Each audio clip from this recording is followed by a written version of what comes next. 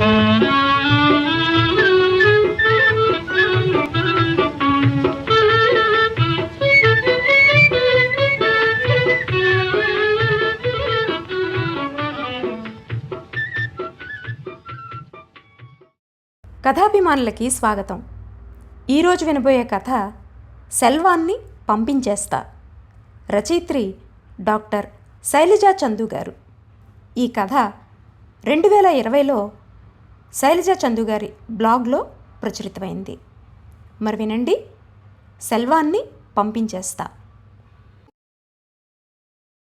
సెల్వాన్ని పంపించేస్తా. ఇక నా వల్ల కాదు. ఇదేదో ఏప్రిల్ ఫుల్ వ్యవహారం అనుకుంటున్నారు కదా. నాకు తెలుసు మీరు నమ్మరని. అసలు ఎంత విసిగిస్తున్నాడో మీకు తెలియట్లా. ఒకటే పెత్తనాలు, ఒకటే సలహాలు. ఉద్యోగంలోంచి పీకి పడేస్తా, ఫైర్ చేసి పడేస్తా. నన్ను ఆపకండి. నా ఓపిక మొత్తాన్ని ఏతం వేసి మొత్తం తోడేశాడు. ఏమీ మిగలలేదు. ఇక పంపించేయడమే దానికి సొల్యూషన్. అసలు ఏం జరిగిందండి? ఏమిటి రంకిలు? చెప్తా, మీకే చెప్తాను. నా వ్యవహారాల్లో ఒక పనివాడి జోక్యం ఎంత తలనొప్పి పుట్టిస్తుందో సోదాహరణంగా వివరిస్తా. కూరగాయల షాపింగ్ అంటే నాకెంతో ప్యాషన్. అప్పట్లో స్వామి థియేటర్ ఎదురుగా రైతు బజార్కి వెళ్ళేదాన్ని. తెల్లగా నాజూకుగా ఉండే పొడుగు పొట్లకాయలు తెచ్చేదాన్ని, ఎలా వండాలో తెలియకపోయినా. కరివేపాకంటే నాకు ఇష్టం. ఆ లేత రెమ్మల్ని చూస్తే కొనకుండా ఉండలేను. తెచ్చి ఫ్రిడ్జ్లో పెట్టి మర్చిపోతుంటా. ఇవాళ ఒక ముఖ్యమైన రిపోర్ట్ రాస్తుంటే 5-6 ఎండిన కట్టల్ని వరుసగా పక్కపక్కనే పెరిచాడు. షోలే సీన్ గుర్తొచ్చింది. ఏమైంది? కట్టలకి కట్టల కరివేపాకు ఫ్రిడ్జ్లో పడి ఎండిపోతుందట. ఎండుటాకుల్ని ఏం చేద్దామని రెట్టిస్తున్నాడు. పులిహోర కలుపుదామని కరివేపాకు తెచ్చాను. సరే, ఎండింది. దీనికింత రాద్ధాంత పులిహోర కలపాలా? ఇహ నా బతుక్కి కరివేపాకు కట్టలు కొనుక్కునే తాహత లేదా? ఇలాంటి వాళ్లకు పారాగ్రాఫ్ ఆన్సర్ ఇవ్వకూడదు. 1 వర్డ్ చాలు. త్రో అన్నాను ఏటో చూస్తూ. వై బ్రింగ్, వై త్రో అంటూ పోతున్నాడు. నాకెంత మండిందంటే ఉపమానం చెప్పడానికి కూడా మాటలు రావడంలా. మొన్న మార్కెట్లో ముద్దు ముఖం బుడ్డిదాన్ని చూశాను. చూడటానికి ఎట్టా ఉందనుకున్నారే? ఉట్టి డైపర్ మాత్రం వేసుకుని గుమ్మల్లో కూర్చున్న ప్లే స్కూల్ బిడ్డలా ఉంది. రావే, మా ఇంటికి తీసుకుపోతానని తెచ్చా. రౌండ్ సొరకాయ. లేత బుజ్జిముండని గిచ్చను కూడా గిచ్చబుద్ధి కాలేదు. దాన్ని నిలువంట కోసి పులుసు పెట్టడం నా వల్ల కాదు. ఆ మహాపాతకం నేను చేయలేను. అట్లానే అది ఓ 15 రోజులు దాన్ని చూస్తూ గడిపాను. ఆ బుట్టదాన్ని తెచ్చి నా వర్క్ టేబుల్ మీద పెట్టి, డాక్టర్, వై బ్రింగ్ దిస్ అంటున్నాడు. How irritating. ఎదురు ఫ్లాట్లోకి జయశ్రీ, మా డిపార్ట్మెంట్ అమ్మాయే, కొత్తగా చేరింది. పిల్ల దేశం విడిచి రావడం అదే మొదటిసారి. అమ్మ గుర్తొస్తోంది మేడం, అమ్మ మీద బెంగ అంటూ రోజు ఏడుపు. ఆ బెంగ తట్టుకోవడానికని పొద్దస్తమాను ఫోన్లోనే ఉండేది వాళ్ళ ఆయనతో. ఈ పిల్ల వెళ్ళిపోతే కష్టం. అసలే స్టాఫ్ తక్కువే, డిపార్ట్మెంట్ ఏడుస్తూ ఉంది. ఒక తల్లి వలే ఈ పిల్లకు ఇడ్లీ వండుదాం అనుకుని ఒక ఇడ్లీ పాత్ర తెచ్చాను. సత్తుదే, స్టీల్ది కూడా కాదు. సాయంత్రం వచ్చాడు. డాక్టర్, ఇదేమిటి, మనది కాదే. అది సెల్వం, అది జయశ్రీది. That belongs to doctor Jayashree, our new doctor. మనది కాదు అదన్నమాట. నా మీద రాకే ఒళ్ళు మండింది. ఎవడైనా పనుడికి భయపడతారా? అందరినీ చెడామడా తిట్టగల నా సామర్థ్యం మొక్కబోతున్నదేమి. జయశ్రీకి సెల్వానికి అనతి కాలంలోనే సఖ్యత కుదిరింది. ఎంత మంచివాడు మేడం, సెల్వం చాలా పనివంతుడు, వెరీ హెల్ప్ఫుల్ అని పొగుడుతోంది. ప్రతి వీకెండ్ నేను హాస్పిటల్ నుండి వచ్చేసరికి సూపర్ మార్కెట్కి వెళ్ళడానికి ఇద్దరూ తయారై ఉండేవారు. జయశ్రీ వచ్చింది, సరాసరి వంటింట్లోకి పోయింది. ఆమె సెల్వం కూడబలుక్కుంటున్నారు. వీళ్ళ గాసిప్పులు తగలబడా నాకు వినబడేట్టే పెద్ద గొంతులతో గుసగుసలాడుతున్నారు. ఈ కూరగాయల దుబారాన్ని అరికట్టడమే వాళ్ళ తక్షణ కర్తవ్యము, జీవిత ధ్యేయమునుట.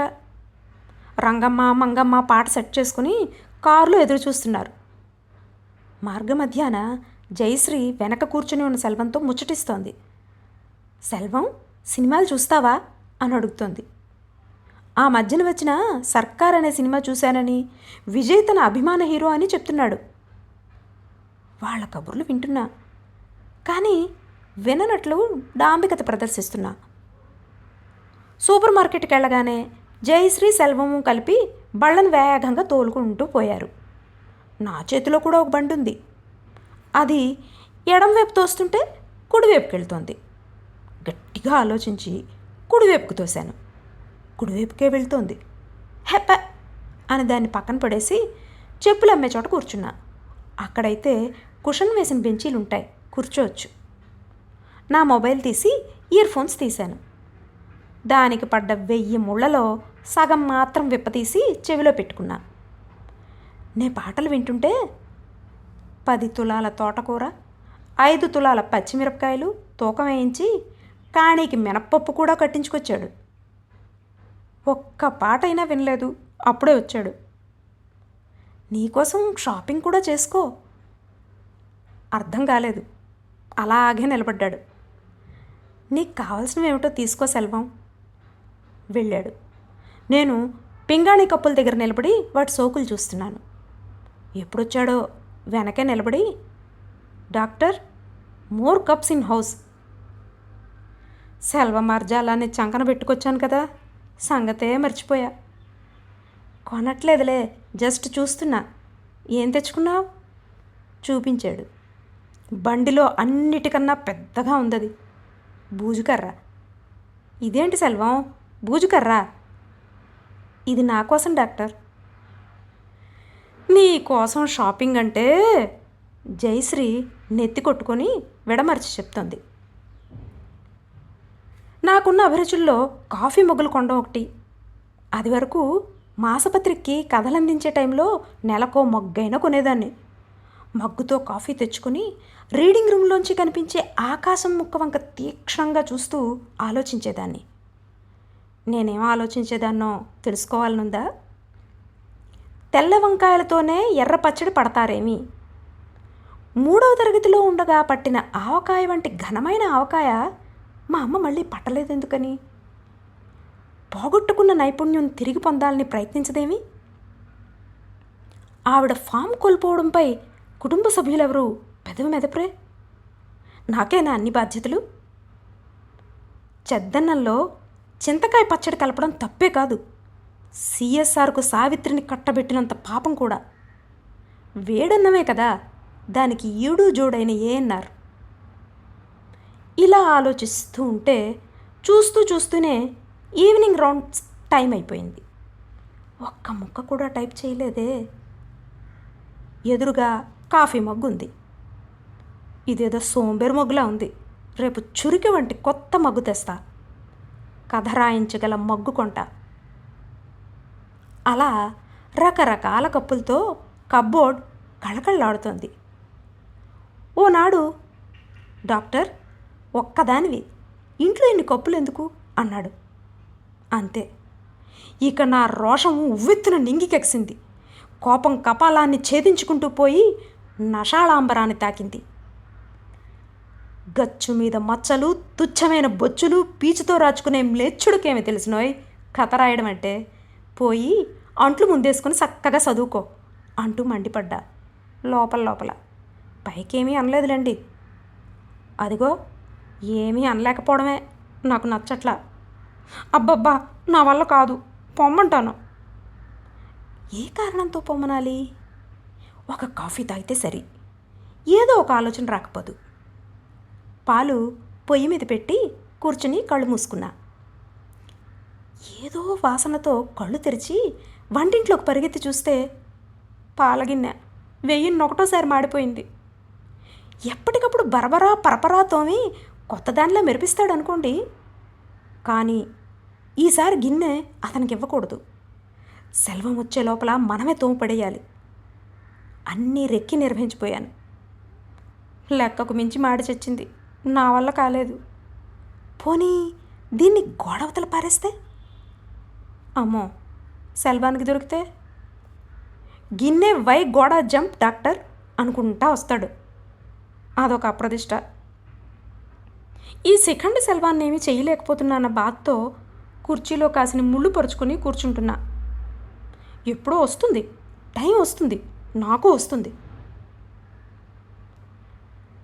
నేను అప్పుడప్పుడు పెళ్లి పర్యటనలకు భారతదేశం పోయేస్తుంటా. ఈనాడు పోవడం, మర్నాడు పెళ్ళి, మరో మర్నాడు వెనక్కి. ఈ గాలివాన ప్రయాణాలు సెల్వానికి తెలియడం నాకెందుకో ఇష్టం ఉండదు. నిన్న సూట్ కేసు కారు డిక్కీలో దాచేస్తా. నేడు డ్యూటీ కాగానే ఎయిర్పోర్ట్కి వెళ్ళి కారు అక్కడ పడేస్తా. రేపు పెళ్ళి, ఎల్లుండి అదే కారులో వచ్చేస్తాం. ఈ 3 రోజులు హాస్పిటల్లో బిజీ అని సెల్వం అనుకుంటాడు. అనుకోవాలి, తప్పదు. అతడికి వేరే ఆప్షన్ ఇల్లే. అలా పెట్టిని డిక్కీలో తొంగబెడదామని ఓ రోజు నెమ్మదిగా పెట్టి సర్దుకొని మెల్లగా అడుగులో అడుగేస్తూ పోతుండగా లిఫ్ట్ దగ్గర ఎదురుపడ్డాడు. గతుక్కుమన్నాను. ఇలా గతుక్కుమనే సీన్ ఒకటి గుర్తొచ్చింది. జమీందారు గారు అమ్మాయి రాధ తమ పాలేరబ్బాయితో జస్ట్ తీర్థయాత్రలకు వెళదామని అనుకుంటుంది. పట్టుపరికిని జార్జిట్ ఓణి వేసుకుని అర్ధరాత్రి ట్రంకు పెట్టితో వెళుతుండగా అమ్మా రాధా అని వినిపిస్తుంది. వెనక్కి తిరిగితే బెనారస్ బట్టతో కుట్టించుకున్న పువ్వుల హౌస్ కోట్ వేసుకుని పొట్ట దగ్గర నాడాలతో బిగించి రాత్రి 3ంటికి మూతికి 30 డిగ్రీల యాంగిల్లో పొగలేని హుక్కాతో మెట్ల మీద నిలబడి, తల్లి, ప్రాణానికి ప్రాణంగా ప్రేమించి పెళ్ళాడిన నా భార్య మరియు నీ తల్లి అయిన కమల కాన్పులో నిన్ను కని కాలం చేసినప్పటి నుండి ఇంకో కన్నెని కన్నెత్తైనా చూడకుండా నిన్నే కళ్ళలో పెట్టుకుని బతుకుతున్నానే. వంశప్రతిష్టల్ని మట్టిపాలు చేసి వెళుతున్నావా తల్లి? దానికి బదులు ఈ దౌర్భాగ్యపు తండ్రి పీక మీద అడుగేసి వెళితే ఇంకా సంతోషించేవాణ్ణి కదా అంటూ ఒకే డైలాగులో తమ జీవిత చరిత్ర మొత్తం చెప్పేసాను. ఇలా సెల్వానికి అడుగడుగునా బెదురుతున్నానేమిటి? గతుక్కుమన్నాను కదా. ఆ ఎక్స్ప్రెషన్ మార్చి బిత్తరపోయి చూస్తుంటే, doctor, suitcase, where going? India? Why India? No, suitcase, clothes, laundry going, just laundry.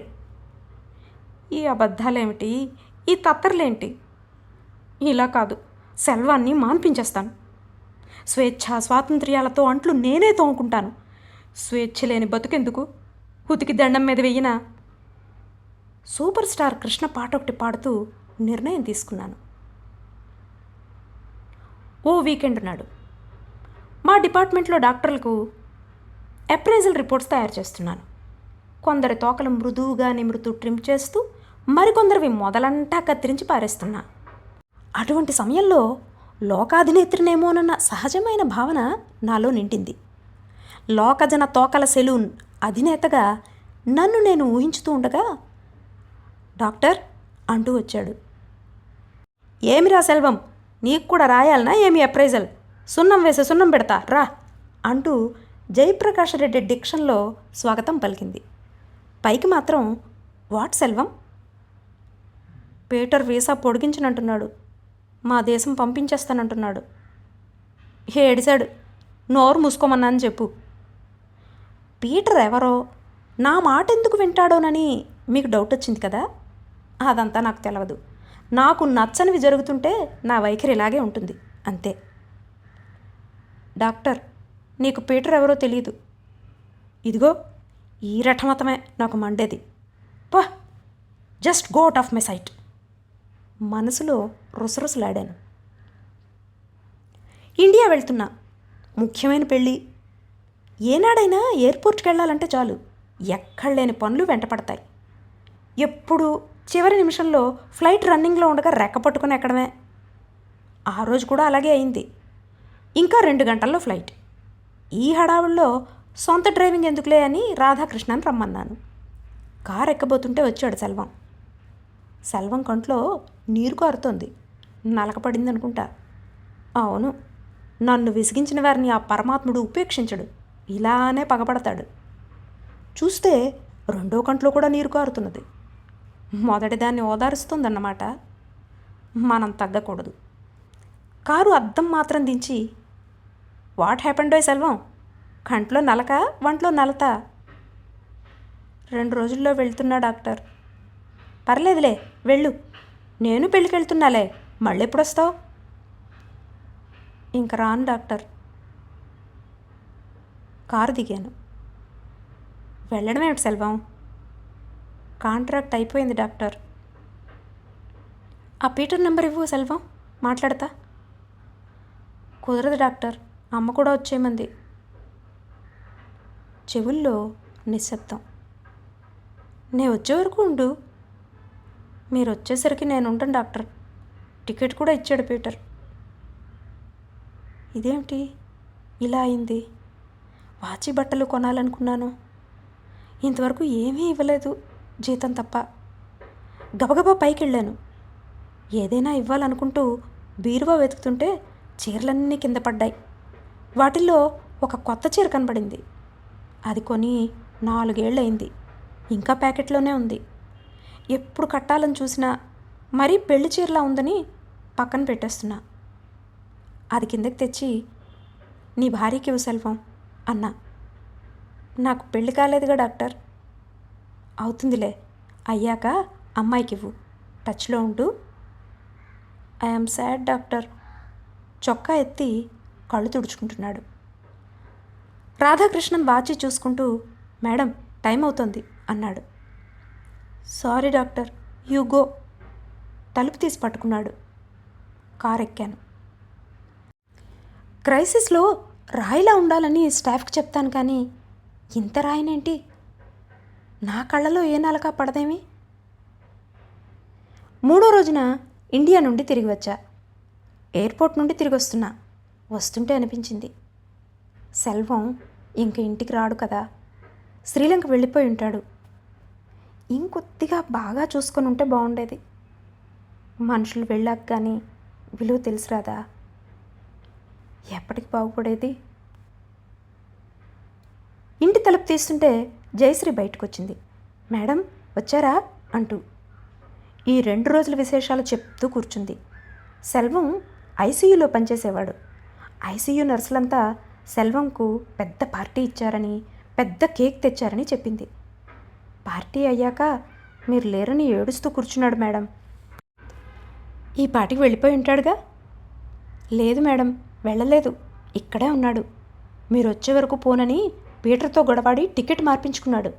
ఇవాళ మీరు వస్తారు కదా, చూసి వెళ్తానన్నాడు. నిజమా? మీరు ఈ ఉదయం ఫ్లైట్కి వస్తారని చెప్పాను, ఈ పాటికి వస్తూ ఉంటాడు.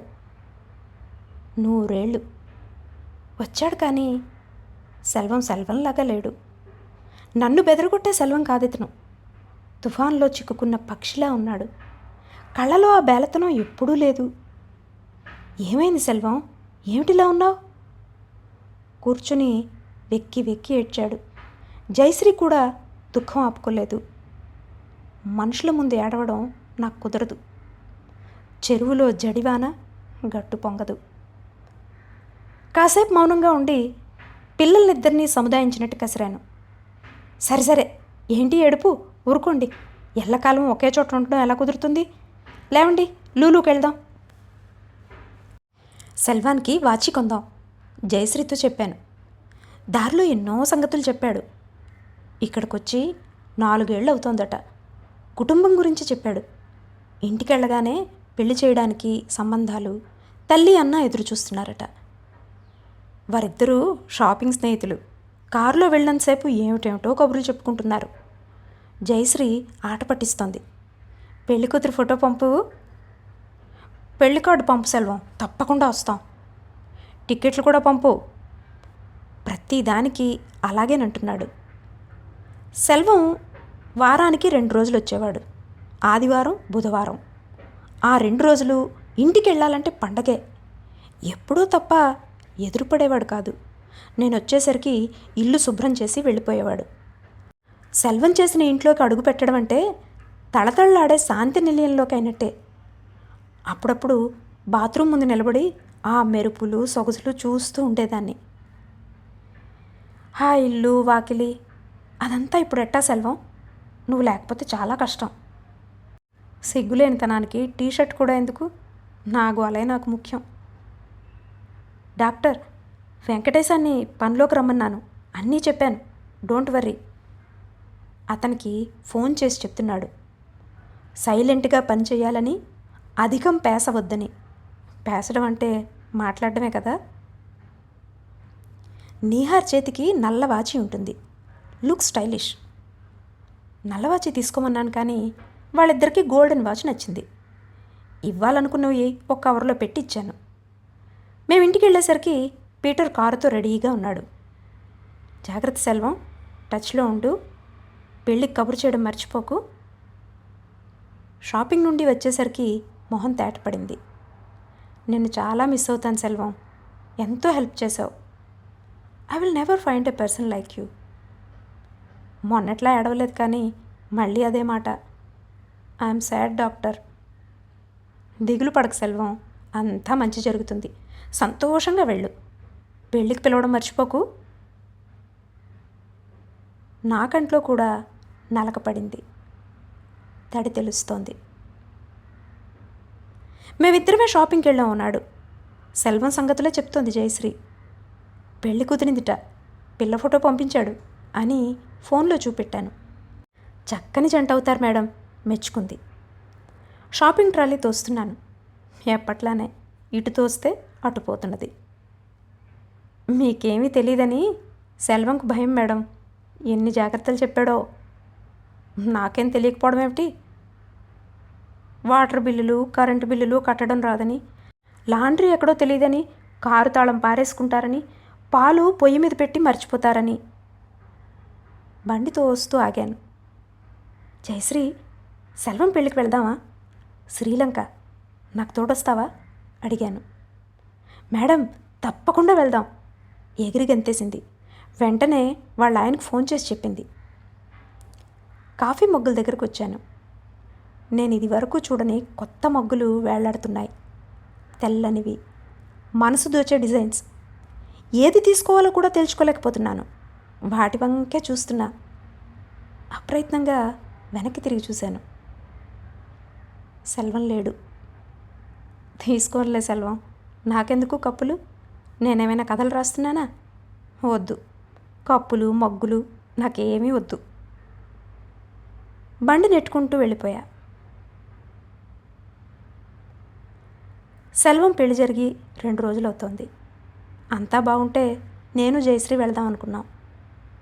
శుభాకాంక్షలు మాత్రం పంపాను. Happy married life Selvam.